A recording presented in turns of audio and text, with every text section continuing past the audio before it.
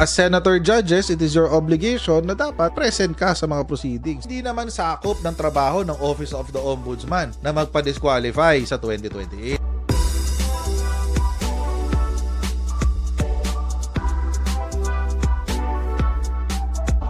I-identify na natin lahat ng Manchurian candidates. Tigil-tigilan na natin yung kalokohan natin. Okay, mga kababayan, once again, welcome back to my channel. This is Coach Jarrett. Maraming pong salamat sa inyong patuloy na pagsuporta sa ating channel. Welcome po dito sa ating bahay, Coach Jarrett Live. And ano pa ba? Huwag niyo kakalimutan na mag-subscribe dito po sa ating Coach Jarrett Live at meron din po tayong Facebook page, Pinasabat Newsroom. And meron din po tayong Facebook group, Tambayan ng mga Cocheros. Okay. May nag-message sa akin, sabi nag-message sa akin, Coach, wala ka ba sa mood today? Ang suplado mo today? Nag-PM siya. Wala ka ba sa mood today? Ba't ang suplado mo? Sabi ko, isip-isip ko. Ito na lang sabi, hindi sa wala ako sa mood. Siguro, ewan ko, hindi naman sa wala sa mood. Mas seryoso lang siguro ako today. Ewan ko, hindi ko alam. May mga ganyang panahon di ba? Yung medyo mas seryoso ka. And of course, syempre, dahil nakukondisyon yung utak mo sa school, ito na, may klase ako mamaya after nito. May 5 o'clock. So, siguro doon na, kumbaga yung mindset ko nandun na sa laban sa school. Oo. Suplado ko. Hindi ako suplado. Oo. Pero minsan masungit talaga ako. Minsan masungit. Madalas pala. Madalas masungit. Anyway, okay lang yun. May mga panahon lang talaga. Kasi nakalaban mode ako for school mamaya. Si Alan Peter Cayetano, update sa flood control scandal ng Taguig. Taguig naman to, mga kababayan. 4 PM pa lang naman, di naman 12 AM. Sabi niya, identify. Hindi kasi may mga OFW na nanonood sa atin, madaling araw na sa lugar nila. Oo.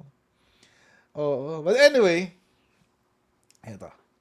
So, ngayon mga kababayan, si Alan Peter Cayetano, mukhang unti-unti na siyang nagbe-breakdown. Breakdown. Ganon, guys. Mukhang nahihirapan na siyang magpaliwanag, di ba? I-distract mag-divert ng issue. Oo. Nahihirapan na siya na ipaliwanag. Actually, naghamon pa nga siya kay Ping Lacson. Naghamon pa siya kay Ping Lacson. Ito sabi niya. Wait, papakita ko sa inyo, guys. Yan. Oo. Ayan. Cayetano to Lacson. See for yourself. Taguig projects exist. Ay, ayun na. Naghamon na. Oo. Ang humamon, si Alan Peter Cayetano. Ang hinamon, si Ping Lacson. Yan. Punta ang Taguig. Sabi. Tingnan mo ang flood control dito. Sabi ni Alan Peter. Senate Minority Leader Alan Peter Cayetano on Saturday said that to the best of his knowledge, mayroong gano'n, may caveat. Mayroong disclaimer pala. May disclaimer. To the best of my knowledge, sa pagkakaalam ko, gano'n guys. Sa pagkakaalam ko, walang ghost project sa Taguig City. Sa pagkakaalam niya. Sa pagkakaalam niya, mga kababayan. Invited not only Senator Panfilo Lacson but everyone to come see for themselves. Uy, punta raw tayo dun, guys. Kuya Roderick, punta ka raw Taguig, sabi ni Alan Peter. Salamat sa super chat. Punta ka raw sa Taguig. Kuya Roderick. Sabi ni Alan Peter. Salamat sa super chat, Kuya Roderick. Anyway. Ay. Okay. Ay, ano? Yan. Sabi, I will continue to invite not only Senator Lacson, not only the staff, but everyone. Iba kasi yung papel-papel, iba yung picture-picture. Tingnan nyo yung budget. Pumunta kayo sa lugar, makikita nyo nandyan talaga yung project at magaganda. Oo. Yan ang tanong, mga kababayan. Kasi alam nyo, hindi lang kasi ghost project yung nakita dyan ni Senator Ping Lacson. Mm-mm. Hindi lang kasi ghost project ang nakita dyan. Meron dyan overlapping. Oo, hindi ghost project 'yun. Hindi ghost project ang overlapping projects. Ang ibig sabihin ng overlapping, o di merong meron talagang proyekto, 'di ba? Meron nakatayo, meron talagang proyekto, at yung proyekto na to, nandyan, makikita mo, mahahawakan mo. Pero mga kababayan, kung titignan mo sa papeles, may problema sa papeles. Mm. Bakit? Kasi pareho ng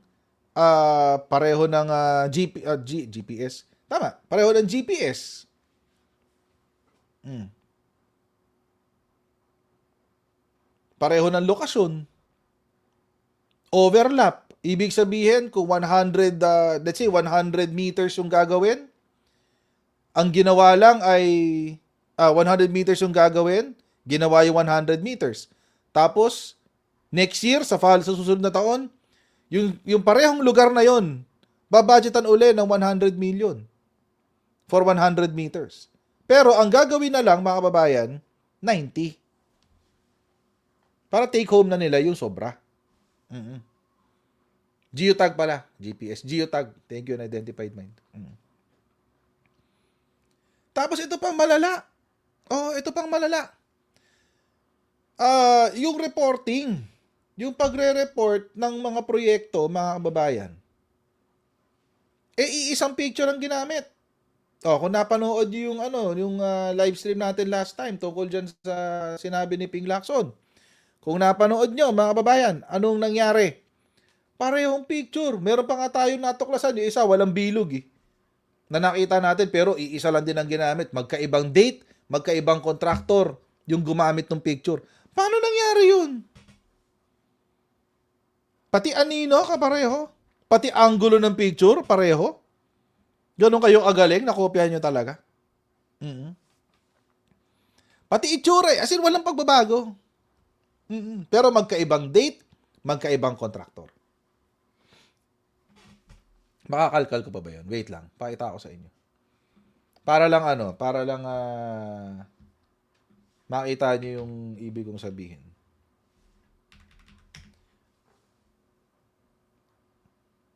Nasaan na yun? Wait lang. Sorry mga, ito.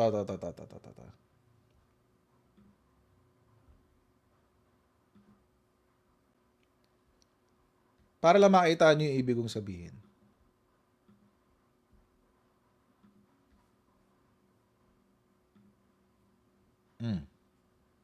Ito yun, Oh. Project A, Project 1, Contractor A. Ayan, Picture. Sa completion report to, Picture ng completed daw. Slope protection. Ayan pa isa. Actually, meron pa ditong isa hindi nabilugan. Ito, ayan, Yan, Oo. Yan. Tsaka, ito. Parang CAPTCHA, di ba? Pag meron kayong mga website na kailangan nyo puntahan. Tapos merong CAPTCHA, pipiliin mo. Find the bicycle. Ayan, ito yung bicycle. Ayan, pak. Bicycle. Ganon din na nangyari dito eh. Find the slope protection. The slope protection. Ito yung slope protection na magkapareho. Ayan, Ayan, yan. Tapos, ito, tsaka ito, ayan. Tapos, itong dalawa, ayan, magkapareho. Actually, may kapareho pa ba to? Mhm. Uh-huh. Hindi. Walang kapareho. Di ba? Parang CAPTCHA eh. Oh, find the similar photos. Oh, find the slope protection. Pak. Oh, yan. Oh. Ito pa, pak. Oh, pak. Oh, di ano, pasok. Pasok ka sa website na may CAPTCHA. Di ba? Ito yung sinasabi ko, mga babayan. So, yun yung hamon ni Sarah, ni Alan Peter. Yun yung hamon niya. Pumunta daw dun sa lugar para makita daw yung project at magaganda. Nasaan yung maganda, kuya? Nasaan yung maganda? Ito na ba yung maganda? Ito na yung 100 million?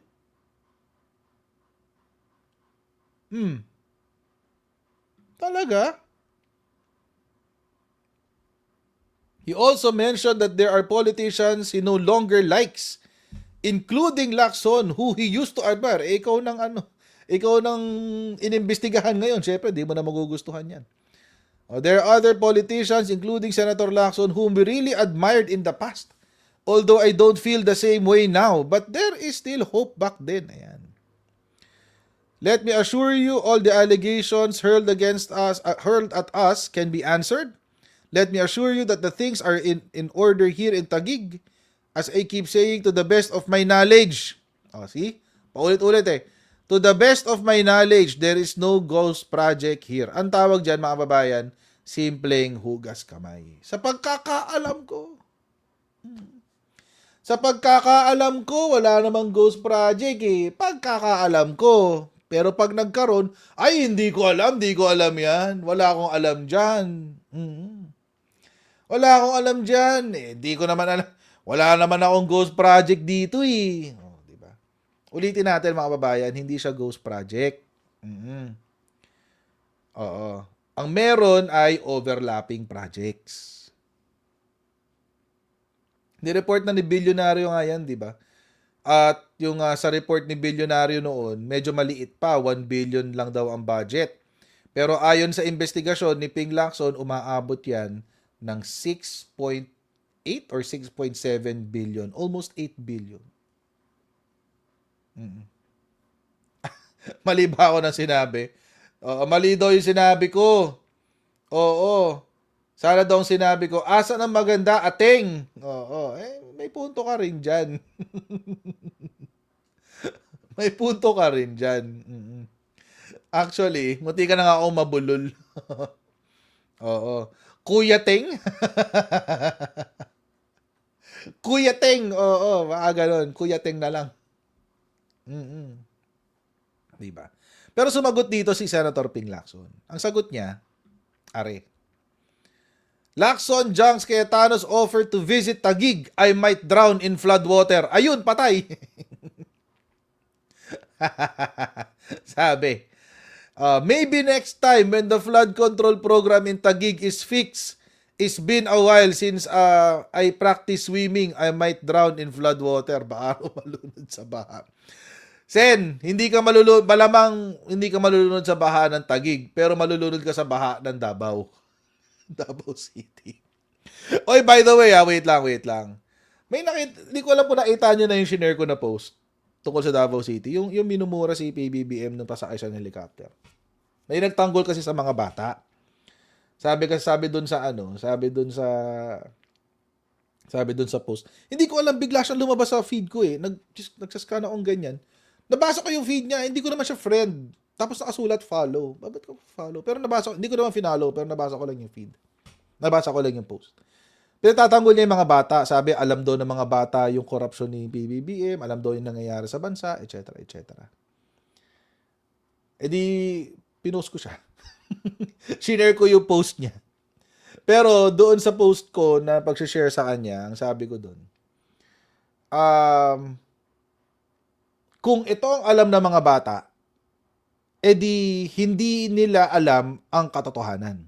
Kasi kung alam nila ang katotohanan, malalaman nila na sa lugar nila mismo, sa Davao, talamak ang drugs sa ilalim ni Baste Duterte. malala ang baha dahil sa 51 billion na ninakaw ni Pulong Duterte. Malamang kung alam nilang katotohanan, alam din nila na si Sara Duterte ay nagnakaw ng 500 million pesos na sa confidential funds. At kung alam din ng mga batang ito ang katotohanan, malalaman din nila na yung Tatay Digong nila inilubog ang Pilipinas sa utang, pinalala niya ang korupsyon, at binenta pa tayo sa China. Kung alam nila yung katotohanan. So, baka hindi talaga nila alam. Or baka sumasakay lang sila sa DDS troll sa social media.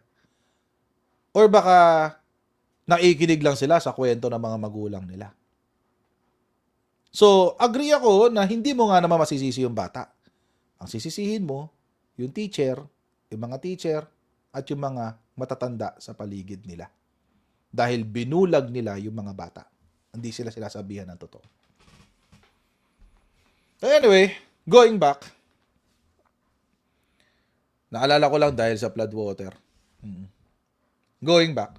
Hindi lang ito ang sinabi ni Senator Ping Lacson. Ang sabi pa ni Senator Ping Lacson, mga babayan, handa raw siyang maipagbardagulan kay Alan Peter Cayetano. Handa raw siyang maipagbarda, guys. Sir, mukhang umabot na sa point of no return yung yung kiskisan ninyo with Senator Alan. Well, it has gone beyond that, kasi ito, usapin na ito ng corruption usapin na ng accountability. Nagsimula sa ganon. Dahil nung nag-insinuate siya, inattack niya yung aking integrity, yun ang hindi ko talaga mapalampas. Alam mo, Ed, Ami, dalawa yun Pagka ang inattack mo guilty, ano yun stand down yun, tatahimik yun, makipag-usap, hanap ng katapat, Negotiate. makikiusap. Baka pwede wag na natin palakihin to. Pero pag inosente, yung inattack mo, tulad ako, I'll stand my ground and I will fight back. At kung yun ang babato sa akin, malinis, wala akong may babato sa kanya. Pero kung anong babato sa akin, maraming putik, maraming kasalanan din, humanda siya. Talaga hindi ko siya titigilan. Kasi ready talaga ako makipag-bardagulan pagdating sa mga anomalya. Di maghanap din siya kung ano yung makita niya. Siya nagsimula Alam mo, hindi naman ako kumikibo. Ang katapat niya noon, si Senator Erwin Bakit dinugto na yung pangalan ko na nagdoble yung salin ko? Kinuray ko pa nga siya. Hindi nagdoble, nag-quadruple nga. Pero anong masama? Kung umalis ako sa gobyerno ng 2022, tapos yung taxable years ko nga na 2023 and 2024, na ipinal ko ng 2024 at saka 2025, talagang sapat yun na nag-commensurate doon sa aking dineclare na kinita. Kasi ayoko mandaya sa biyaya. Sinasabi ko nga, may mga nag-advise nga sa akin, wag, sayang naman kasi 10.5 million yung binayaran ko ng, para sa 2023, taxable year 2023, noong nag-file ako ng 2024. Sabi ko, kesa sumakit pa yung ulo ko, 5 years from now, pwede ako habulin dyan, bayaran ko na lang, total, kumita naman talaga ako, at saka lehitimo naman yung pinagkakitaan ko. Bakit ko kailangan itago? Kasi sinasabi na nag-advise sa akin nanakawin lang yung mga taxes natin. Sabi ko, hindi bali na. Ang importante, wala akong sakit ng ulo. That's a very familiar So, I mean, ang daming taong gumagamit ng ganung nanakawin lang naman yung pera. Kasiran, yes. Yung logic nila. Actually, Yung taong gumagamit ng mga kababayan, nakakadismaya naman talaga magbayad ng tax ngayon. Totoo lang. Noon pa naman, maski na panahon ni Digong, nakakadismaya magbayad ng tax. Totoo lang. Pero wala, obligasyon natin yan bilang Pilipino. Contribution natin yan para sa bansang Pilipinas, di ba? Para matulungan ng Pilipinas na magkaroon ng mga serbisyo para sa bansa, para sa mga kababayan natin. At obligasyon natin yun, mga kababayan. Ang nakakabwisit lang, pag mayroong mga katulad ni Alan Peter Cayetano na magmamalinis.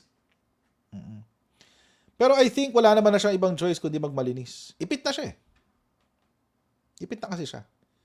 Definitely, siya ay tatamaan ng flood control investigations. Nasa ombudsman na ang papeles. At sa Blue Ribbon Committee hearing, hindi yata nila ipapakita lahat. Pero parang mag-highlight lang sila ng 3 yata o 5 na cases. kung saan nagkaroon ng overlapping nagkaroon ng manipulasyon sa pagbabudget at saka sa paggamit ng pag-construct ng slope protection. Pero mga kababayan, now our topic goes full circle kasi kanina pinag-usapan natin si Bong Revilla at kung paano siya nakapag-bail. At sinabi ng Sandigan Bayan na wala raw siyang direktang koneksyon sa plunder or doon sa malversation. Which now begs the question, what if si Alan Peter na ang kakasuhan ng plunder? At ang kanya magiging depensa simple lang. Proponent lang naman ako Di ba? Proponent lang naman ako Ako lang naman yung naglagay ng numero dyan sa budget. Krimen ba yun? Kasi ganun yung trato kay Bong Revilla. Proponent lang naman daw siya Hindi naman daw napakita na siya ay nakinabang dun sa pera.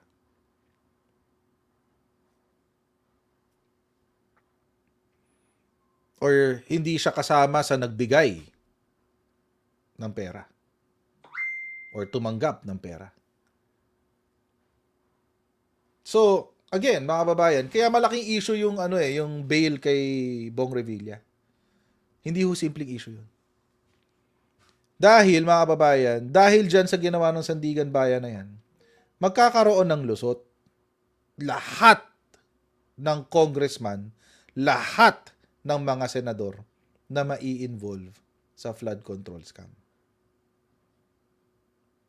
Kaya tama lang nakausapin ni Ombudsman Remulla ang Supreme Court. Kasi pumalya dito ang Sandigan Bayan. Yung Sandigan Bayan natin, mahirap palang sandigan laban sa korupsyon. No joke. Ganun yung nangyari. Ganun yung nangyari kay Bong Revilla. Paano magiging sandigan ang isang institusyon na nagsasabing lumalaban sa korupsyon kung yung mga politiko na kinakasuhan ng korupsyon hindi naman nalilitis na maayos?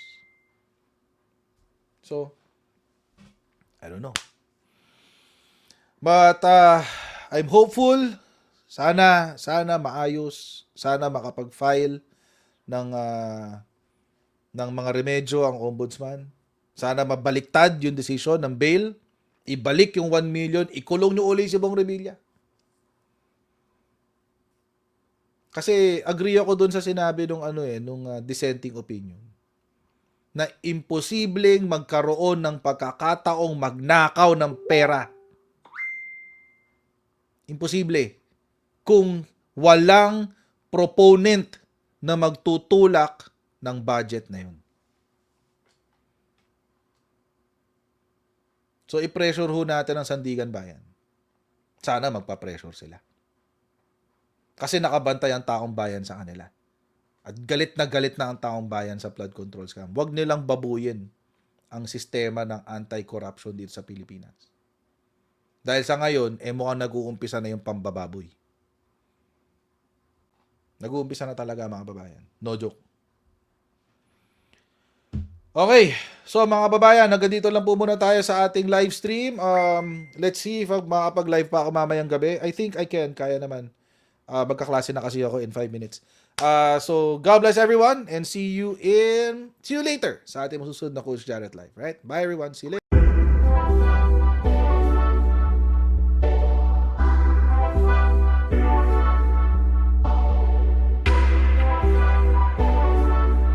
As senator judges, it is your obligation na dapat present ka sa mga proceedings. Hindi naman sakop ng trabaho ng Office of the Ombudsman na magpa-disqualify sa 2028.